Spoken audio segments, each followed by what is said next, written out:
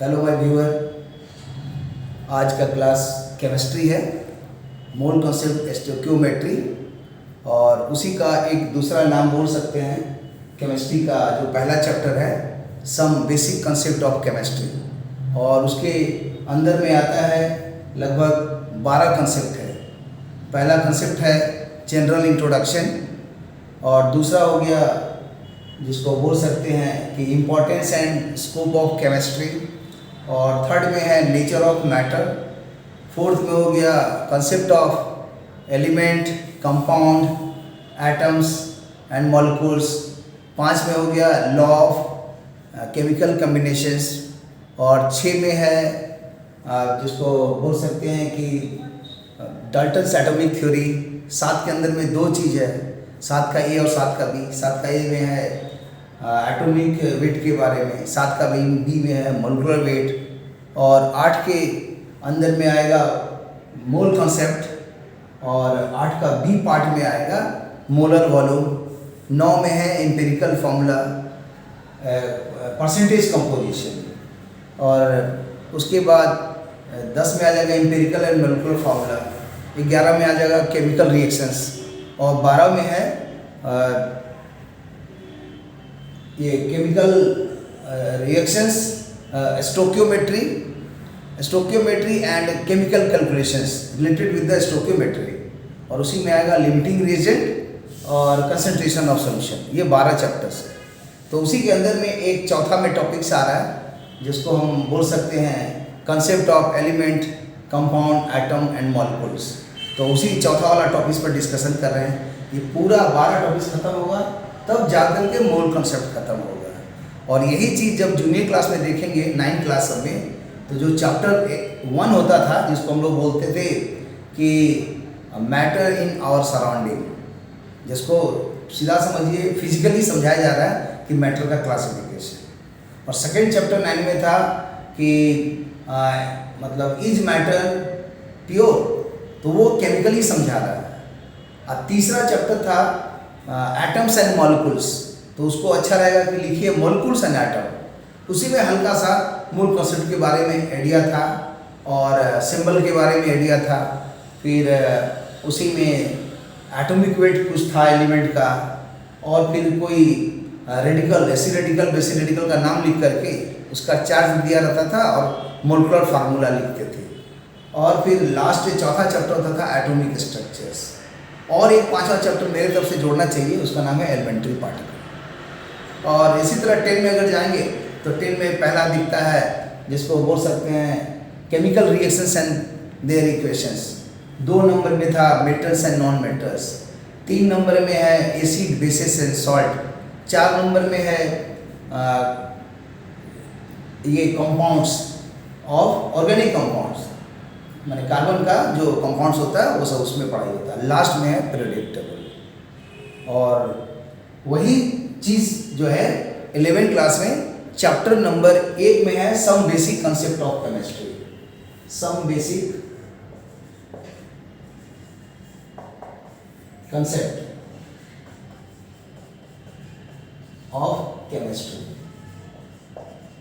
तो सब्जेक्ट हो गया केमिस्ट्री, और इस केमिस्ट्री का कंसेप्ट, और वो भी कैसा कंसेप्ट, बेसिक कंसेप्ट। ऐसा नहीं कि एडवांस नहीं, लेकिन हम कहेंगे कि कोशिश करिए आप बेसिक कंसेप्ट मत पढ़िए, एडवांस भी पढ़िए और बेसिक भी पढ़िए। लेकिन सिलेबस बोल रहा है कि आपको खाली बेसिक कंसेप्ट पढ़ना है। और बेसिक कंसेप्ट में भी कैसा, ऑल बेसिक नहीं, सम बेसिक। तो सोच सकते हैं कि ये कितना लो लेवल की बात हुई। केमिस्ट्री का पढ़ना है कंसेप्ट, लेकिन कैसा, एडवांस नहीं, बेसिक पढ़ना है। और बेसिक में भी पूरा नहीं पढ़ना है, सम कुछ पढ़ना है। और यही चैप्टर के अंदर में 9th क्लास का 3 चैप्टर बंद है। पहला चैप्टर 9 का जो था फिजिकली मैटर अराउंड अस। दूसरा chapter is matter around us which is pure और इम्प्योर, तो वो केमिकली वो भी आ गया। और एटम्स एंड मॉलिक्यूल, वो भी चैप्टर इसी के अंदर में तीनों बंद हैं। और इसी का तीसरा कंसेप्ट ही इसके जो 1 2 ऐसे करके चलेंगे, ऐसा 1 दर्जन कंसेप्ट है। पहला हो गया, दूसरा हो गया, तीसरा हो गया, चौथा हो गया, पांचवा हो गया, छठा हो गया, 7 हो गया, 8 हो गया, 9 हो गया, 10 हो गया, 11 हो गया। तो 1 से लेके 12 तक है। क्या है इसमें एक में? तो एक में बोल सकते हैं जनरल इंट्रोडक्शन, ये शॉर्ट में लिख देते हैं जनरल इंट्रोडक्शन। 2 नंबर में क्या है? Importance and scope of chemistry. और तीसरा नंबर में है नेचर ऑफ मैटर। और 4 नंबर में है एलिमेंट, फिर आएगा कंपाउंड, फिर आएगा एटम्स, मॉलिक्यूल्स, इसके बारे में है। इसमें है लॉ ऑफ केमिकल कॉम्बिनेशन। 6 में है डाल्टन एटॉमिक थ्योरी। 7 में 2 पार्ट है, ए और बी। ये है एटॉमिक वेट और ये है मॉलिक्यूलर वेट। 8 का ए में और बी में क्या है? तो 8 का ए में हो जाएगा मोल कॉन्सेप्ट और इसमें हो जाएगा मोलर वॉल्यूम। 9 में हो जाएगा परसेंटेज कंपोजिशन। कोई भी कंपाउंड का नाम दे दिया, बोला उसका परसेंटेज कंपोजिशन निकालिए हर कॉन्स्टिट्यूएंट्स का। जिससे एग्जाम्पल देते हैं पोटेशियम नाइट्रेट, है ना, और उसका पता लगाइए कि जो जो उसमें एलिमेंट है कितना कितना परसेंट है। फिर ये वाला आएगा empirical and molecular formula, empirical and molecular formula. और यहाँ पर आएगा केमिकल रिएक्शन, वो भी कौन? Chemical reactions. और यहाँ पर आएगा stoichiometry and calculation related with the stoichiometry coefficient. फिर आएगा limiting reagent and concentration of solution. तो ये एक दर्जन जब चैप्टर खत्म होगा तो इसी को ही जेईई एडवांस में या जेईई मेन में नाम दिया जाता है मोल कॉन्सेप्ट एंड स्टोकियोमेट्री। ये बहुत बड़ा चैप्टर है, छोटा मोटा चैप्टर नहीं है, तो मैंने जानबूझ करके छोटा छोटा लिखा है। इसको हम एक बार रिकॉल कर देते हैं। फर्स्ट है जनरल इंट्रोडक्शन, सेकंड में है importance and scope of chemistry, तीसरा में है नेचर ऑफ मैटर, ये वाला हम पढ़ा चुके हैं, जिसमें कंपोजिशन ऑफ यूनिवर्स भी दिए थे, वीडियो में देखेंगे तो मिल जाएगा। फिर इसके बाद है आज का टॉपिक्स में इस पर आ रहे हैं एलिमेंट क्या है, कंपाउंड क्या है, एलिमेंट से एटम या एलिमेंट से मॉलिक्यूल कैसे बनता है, एलिमेंटल मॉलिक्यूल, फिर दोनों का डेफिनेशन क्या है, फिर कैसे कंपाउंड से मॉलिक्यूल बनाते हैं, फिर मॉलिक्यूल को ब्रेक करते हैं तो एसिड रेडिकल बेसिक रेडिकल कैसे आता है, कैटायंस एनायंस क्या होता है। और इसी के आगे है 5 नंबर में लॉ ऑफ केमिकल कॉम्बिनेशन, जिसमें जो भी लॉ आएगा वो सब लॉ को पढ़ाना होगा।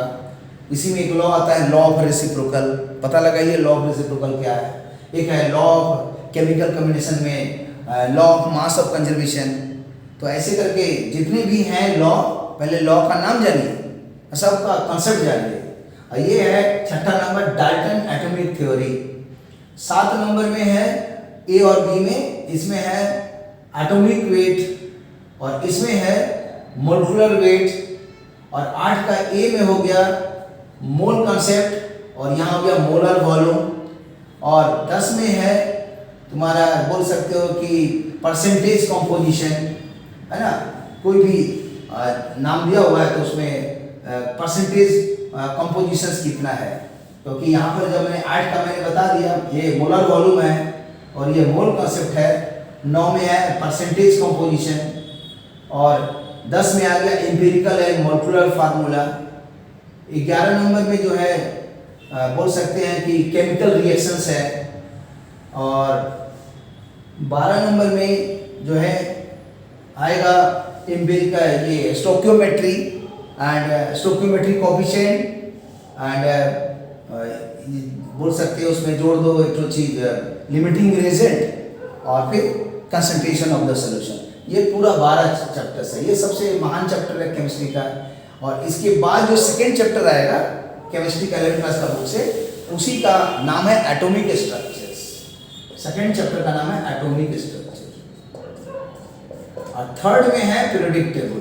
तो आज हम पीरियोडिक टेबल का ही यूज करेंगे और इस पीरियोडिक टेबल को जोड़ेंगे यहाँ एलिमेंट से, और एलिमेंट के लिए एटम कैसे रिप्रेजेंट करते हैं मोनोटोमिक में, और डायटोमिक, ट्राइटोमिक, पॉलीटोमिक के लिए वो जब आगे कंपाउंड पढ़ाएंगे तो उस वक्त एक्सप्लेन करेंगे। और चौथा चैप्टर में है लॉ ऑफ केमिकल कम्बिनेशन, कि कैसे एलिमेंट आयनिक बॉन्ड से या कोवलेंट बॉन्ड से या कोऑर्डिनेट बॉन्ड से मतलब रिलेट हो करके बॉन्ड बना करके कैसे वो माने बनाते हैं एक कंपाउंड और स्ट्रक्चर्स। तो स्ट्रक्चर ऑफ ए मॉलिक्यूल और उसका फिजिकल प्रॉपर्टी और केमिकल प्रॉपर्टी समझना है, ये बहुत ग्रेट चैप्टर है और ये इनऑर्गेनिक का स्पेशलिस्ट होता है। फिर 5 में आएगा स्टेट ऑफ मैटर, इसमें आता है सॉलिड का, लिक्विड का, गैस का। तो जो सॉलिड है वो 11वीं क्लास में पढ़ाया जाता है, पहला चैप्टर, और जो लिक्विड का है सरफेस टेंशन और विस्कोसिटी के बारे में मिलेगा लास्ट चैप्टर में केमिस्ट्री में 11वीं क्लास में। और एक मिलेगा गैस के बारे में, आइडियल गैस और थोड़ा सा रियल गैस, वंडर वाल इक्वेशन भी, थोड़ा कैनेटिक गैसेस भी। और जैसे ही 5वां के बाद जब 6ठा में आएंगे तो ये आएगा, ये सब इसको बोल सकते हैं कि केमिकल इक्विलिब्रियम और नहीं थर्मोकेमिस्ट्री, थर्मोकेमिस्ट्री इसको बोलते हैं, बहुत लोग थर्मोडायनेमिक्स बोलते हैं, लेकिन ये 6ठा हो गया थर्मोकेमिस्ट्री। और 7 में है इक्विलिब्रियम। इक्विलिब्रियम में आता है पहला केमिकल इक्विलिब्रियम और एसिड बेस से सॉल्ट के बारे में और आयनिक इक्विलिब्रियम। इतना चीज़ 11 में है फिजिकल के लिए, ये सारा चीज़ है। फिर सेकेंड पार्ट में इनऑर्गेनिक मिलेगा और फिर ऑर्गेनिक मिलेगा। तो इनऑर्गेनिक में मिलता है पहला चैप्टर जो स्टार्ट करोगे सेकेंड पार्ट का, तो सबसे पहले ही मिलेगा जिसको बोल सकते हैं कि रेडॉक्स रिएक्शन। ये चैप्टर खत्म होने के बाद 6ठा हो गया, 7वां में आयनिक इक्विलिब्रियम हो गया, 8वां में आ जाएगा रेडॉक्स रिएक्शन के बारे में, 9 में आ जाएगा हाइड्रोजन के बारे में, फिर 10 में आ जाएगा एस ब्लॉक के बारे में, और 11 में आ जाएगा पी ब्लॉक के बारे में, और फिर 12 है, 13 है, 14 है, तो इसमें आ जाएगा एनवायरमेंटल केमिस्ट्री, और इसमें आ जाएगा वो सब जिसको बोल सकते हैं कि मतलब सम टेक्निक जो क्वालिटेटिव और क्वांटिटेटिव एनालिसिस करने में यूज होता है, और डिटेक्शन और एस्टिमेशन और पूरा रिएक्शन मैकेनिज्म इसमें भरा होगा। फिर हाइड्रोकार्बन मिलेगा ये चैप्टर्स में, हाइड्रोकार्बन के बारे में पूरा मिलेगा, जिसमें अल्केन, अल्कीन, अल्काइन और बेंजीन सारा चीज़ आता है। ये सब 11वीं क्लास का पूरा पोर्शन है। इसी तरह कभी मौका लगेगा तो 12वीं क्लास का भी बताएंगे।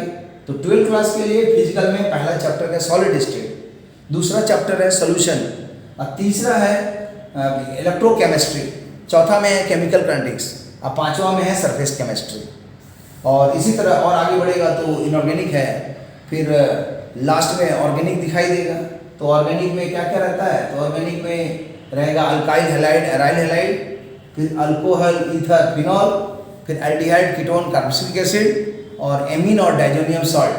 तब आएगा बायोमोलिक्यूल्स, फिर आएगा पॉलीमर्स और केमिस्ट्री इन एवरीडे लाइफ। अब फिर उसी तरह इनऑर्गेनिक का जो भी चीज़ें हैं तो उसमें मतलब जो चैप्टर 5 चैप्टर सरफेस केमिस्ट्री खत्म हो गया, तो उसके बाद 6 आता है, 7 आता है, 8 आता है, 9 आता है। 9 में ही दिखाई देगा कोऑर्डिनेशन कंपाउंड, इसमें दिखाई देता है डी एंड एफ ब्लॉक के बारे में रहता है, इसमें पी ब्लॉक के बारे में रहता है, इसमें मेटलर्जिकल ऑपरेशन रहता है। तो मतलब पूरी किताब 11 का पार्ट 1 पार्ट 2 और 12 का पार्ट 1 पार्ट 2 का पूरा एक रिव्यू शॉर्ट में मैंने बताया, जैसे कि आपके भी हिम्मत हो, मेहनत हो और परिश्रम हो कि सारी चीज़ मेमोरी में रखिए, क्योंकि यही 11-12 का तो जेईई मेन और जेईई एडवांस में आता है। अब आइए कि इसी के साथ हम एलिमेंट के बारे में और कंपाउंड के बारे में कुछ बताएं और पीरियोडिक टेबल का चर्चा करेंगे आज के टॉपिक्स में। तो अभी समझिए कि अगर हम बोलेंगे कि कंपाउंड क्या है या एलिमेंट क्या है, तो मोटा मोटी सब कोई तो जानते हो कि कंपाउंड क्या है। सो अभी हम कंपाउंड का एक छोटा सा हल्का सा एक डेफिनेशन देते हैं, समझ में आ जाएगा कि कंपाउंड को कैसे सोचोगे। सो compound is nothing but it is simply the pure substance, and every pure substance is not the compound, because pure substance are divided into element and compound, and compound are divided either organic compound, inorganic compound, or in other word this may be acid, basis, salt. So compound क्या होता है? So compound is a pure substance which is made up of by the chemical combination of 2 or more than 2 elements by definite weight in proportion when they combines and formed a new things, then that new thing is known as the compound। और अगर समझा जाए कि element कौन हो गया, तो simple में समझिए कि जो कंपाउंड को ब्रेक करके जो इंडिविजुअली एक एक चीज मिल रहा है, सो वो कॉन्स्टिट्यूएंट्स को ही हमने नाम दिया एलिमेंट। अभी हम एलिमेंट का पूरा डेफिनेशन नहीं दे रहे। और अगर देखिएगा जो मिक्सचर क्या है, तो जानते ही हो कि मिक्सचर का कोई फार्मूला नहीं होता है, एलिमेंट का होता है फार्मूला, चाहे वो मोनोटोमिक हो, चाहे वो डायटोमिक, ट्राइटोमिक, कुछ भी हो। जब डायटोमिक होता है तो ऐसे लिखते हैं O2 या O3, ट्राइटोमिक में P4, फिर S6, S8, C60, C70, ये सब चलता है एलिमेंटल मॉलिक्यूल। और कंपाउंड में एसिड बेसिस सॉल्ट आएगा या ऑर्गेनिक कंपाउंड, इनऑर्गेनिक कंपाउंड आएगा। तो ऑर्गेनिक कंपाउंड को तो अलग से रिएक्शन मैकेनिज्म से पढ़िएगा, तब सारा रिएक्शन याद होगा, केमिकल रिएक्शंस या उसका प्रिपरेशन, और उसके पहले उसका स्ट्रक्चर जानना पड़ता है, तब समझ में आएगा फिजिकल प्रॉपर्टीज़ क्या है, केमिकल प्रॉपर्टीज़ क्या है। लेकिन इनऑर्गेनिक के लिए अगर करना होगा तो पहला एक होता है रिएक्शंस को बैलेंस करने का टेक्निक में, पहला हीट एंड ट्रायल मेथड, दूसरा एक नाम देते हैं इंस्पेक्शन मेथड, फिर एक और नाम है उसका, दूसरा तरह से बोल सकते हैं, उसमें लेफ्ट में राइट में स्टोकियोमेट्री ABCD मल्टीप्लाई कर देंगे, और दोनों साइड लॉ माने principle of atomic conservation POAC लगा देंगे, और बहुत सा ABCDEF के रूप में इक्वेशंस आएगा, और उसमें ABCD में कोई एक वैल्यू बैठा दीजिए, एक जगह 5 या 6 या 7, और सॉल्व कर दिएगा इक्वेशन, तो सारा क्वेश्चन बन जाएगा। फिर दूसरा एक होता है जिसको हम लोग बोल सकते हैं पार्शियल रिएक्शन से बन सकता है, बताएंगे सिखाएंगे कैसे बनता है। फिर उसके बाद एक आता है जिसको बोल सकते हैं ऑक्सीडेशन नंबर मेथड से भी बनता है, और एक ज़बरदस्त पावरफुल है आयन इलेक्ट्रॉन मेथड। तो स्पेशली हम आयन इलेक्ट्रॉन मेथड पर भी बहुत ज़्यादा फोकस करेंगे, जिससे कि S ब्लॉक का, P ब्लॉक का, D ब्लॉक, F ब्लॉक का, या मेटल नॉन मेटल का कहीं का भी कोई रिएक्शन हो, आप आराम से लिख सकते हैं, बशर्ते कि लेफ्ट का A और B दिया हुआ है, राइट गायब है कि क्या है वो निकालना है। तो आयन इलेक्ट्रॉन मेथड बहुत पावरफुल है, आयन इलेक्ट्रॉन मेथड ये सिखाएंगे। एक्चुअली ये है इनऑर्गेनिक का चीज़, लेकिन जैसे KMnO4 के बारे में पढ़िएगा, K2Cl2Cl के बारे में पढ़िएगा, H2O2 के बारे में पढ़िएगा, HNO3 के बारे में पढ़ेंगे, H2SO4 के बारे में पढ़ेंगे, जिसका भी रिएक्शंस पढ़ेंगे या प्रिपरेशन पढ़ेंगे, तो आयन इलेक्ट्रॉन मेथड अगर पता है, बहुत पावरफुल टेक्निक है जो हम सिखाएंगे, और यही सीखने से इनऑर्गेनिक के रिएक्शन भी याद हो जाएंगे, और साथ ही साथ जितने भी फिजिकल के न्यूमेरिकल बनाने होंगे, या तो आप ग्रेविमेट्री मेथड से बनाइए, या बोल सकते हैं कि मिलीमोल या मोल से बनाइए, या मिली इक्विवेलेंट से बनाइए, या POAC से बनाइए, या फैक्टर लेवल मेथड से बनाइए, या जो भी मेथड्स हो, ठीक है। तो हम सब पर डिस्कशन करेंगे। तो कहने का मतलब पढ़ा तो रहे हैं फिजिकल अभी, लेकिन उसमें इनऑर्गेनिक भी थोड़ा आएगा, नहीं आएगा तो आप इक्वेशन ही नहीं लिख पाएंगे, तो फिर how much reactant and product और लिमिटिंग रिजल्ट कैसे निकालिएगा। तो बहुत लंबा काम है, और कोशिश कीजिए कि जैसे एक होता है इनऑर्गेनिक, फिर एक होता है ऑर्गेनिक, एक होता है फिजिकल, 3 चीज़ है। हर व्यक्ति का तीनों कमांड नहीं होता है स्टूडेंट का सही, तो अपना डिसीजन लीजिए। अगर आपको मैथ और फिजिक्स में अच्छा लगता है तो कभी भी फिजिकल केमिस्ट्री पे ज़्यादा परेशान मत होइए, क्योंकि तो आपका मैथ फिजिक्स अच्छा है तो ऐसे ही फिजिकल केमिस्ट्री ठीक हो जाएगा। कॉन्सेप्ट नहीं भी होगा तो फार्मूला से कुछ तो क्वेश्चन ट्राई कर ही सकते हो। तो ऐसे इंसान को जिनको मैथ फिजिक्स अच्छा लगता है, माने दोनों में कोई एक कम से कम, तब उनको हमेशा पहला चॉइस ऑर्गेनिक रहना चाहिए। ऑर्गेनिक फर्स्ट चॉइस ऑर्गेनिक रखिए, ऑर्गेनिक को स्ट्रॉन्ग कीजिए, और अपने आप फिजिकल आपका मैथ और फिजिक्स में इंटरेस्ट है तो सेकेंड चॉइस में आप इसको रखिए, और ये थर्ड चॉइस में जाएगा इनऑर्गेनिक, जिसको रखिए या ना रखिए। क्यों? क्योंकि आप तीनों पढ़िएगा तो एग्जाम में कुछ नहीं बनेगा। ऐसे भी एग्जाम में जो क्वेश्चन आता है वो सब 2 मिनट में बनाना रहता है। अगर आपको 2 मिनट में नहीं बन रहा तो आप 4 मिनट में बनाइए, तो 4 मिनट कैसे बनेगा? 50% बनाइए, 50% छोड़ दीजिए। तो 50% का अच्छा तैयारी कीजिए, नहीं तो सब पढ़ लीजिएगा, पता चलेगा कुछ नहीं बन रहा है। तो वैसा काम नहीं करना है। तो उसलिए सजेशन रहेगा कि आप इनऑर्गेनिक को छोड़ दीजिए और ऑर्गेनिक और फिजिकल को ज़्यादा ध्यान दीजिए। और ऐसे भी जानते हो टीचर खोजोगे तो 10 तो टीचर में पूछोगे कि भाई आपका सबसे इंटरेस्टिंग क्या है, तो बोलेगा 80% लोग बोलते हैं ऑर्गेनिक, 80% ऑर्गेनिक। और जिनका मैथ और फिजिक्स का बैकग्राउंड अच्छा है वो टीचर लोग बोलते हैं नहीं फिजिकल पढ़ो बहुत अच्छा चीज़ है। और इनऑर्गेनिक तो कोई बोलता ही नहीं है। हम तो भारत में या वर्ल्ड में सुनेंगे कि कोई बोलेगा कि इनऑर्गेनिक हम माने 1 नंबर पोजीशन में रैंक रखते हैं या अच्छा लगता है, नहीं लोग रखते हैं। तो इसीलिए बेहतर होगा कि इनऑर्गेनिक को छोड़ करके 2 पर देखिए, क्योंकि सबका 33 99% हो गया। ऑर्गेनिक में 1% बढ़ा लीजिए 34%, तो आप ऑर्गेनिक ठीक कर लीजिए 1 नंबर,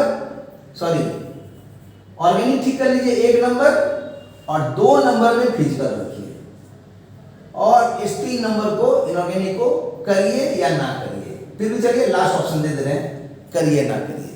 तो 2 अब कर लिए तो केमिस्ट्री आराम से निकल जाएगा, ठीक है, लेकिन 1 से नहीं निकलेगा। बहुत बच्चा लोग क्या होता है खाली फिजिकल पढ़ता है, इसलिए पता चला कि फिजिकल का भी क्वेश्चन नहीं बना, ऑर्गेनिक का एक अक्षर नहीं बनता है। तो इसीलिए ये है पढ़ने का तरीका, और उसको आप लोग फॉलो करिए। अभी तो हमारे जो भी क्लास चल रहा है फिजिकल का चल रहा है, बीच में इनऑर्गेनिक भी देंगे, और फिर इसके बाद में बीच में ऑर्गेनिक भी आएगा। मतलब हर चीज़ आपको दिया जाएगा, लेकिन उसका एक सिस्टम है, उस सिस्टम के अनुसार दिया जाएगा।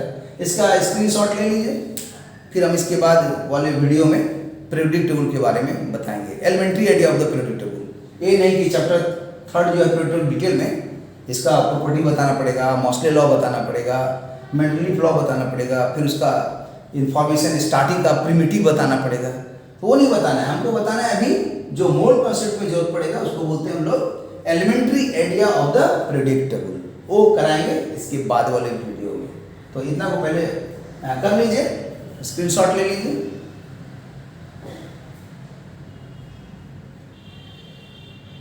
ओके, तो ये जब चैप्टर कंप्लीट हो जाएगा तब हम लोग आएंगे एटॉमिक स्ट्रक्चर्स में, और एटॉमिक स्ट्रक्चर्स में जब आएंगे तो उसके पहले थोड़ा सा बेसिक आइडिया पीरियोडिक टेबल का भी होना चाहिए, खासकर इलेक्ट्रॉनिक स्ट्रक्चर लिखते समय में। तो अभी सीधा समझिए कि इसके बाद के हम लोग टॉपिक्स में आ रहे हैं, जिसको बोल सकते हैं कि पीरियोडिक टेबल्स। तो अभी इसको इतना ही रखिए। ओके बाय, फिर मिलते हैं नेक्स्ट क्लास में पीरियोडिक टेबल रहेगा।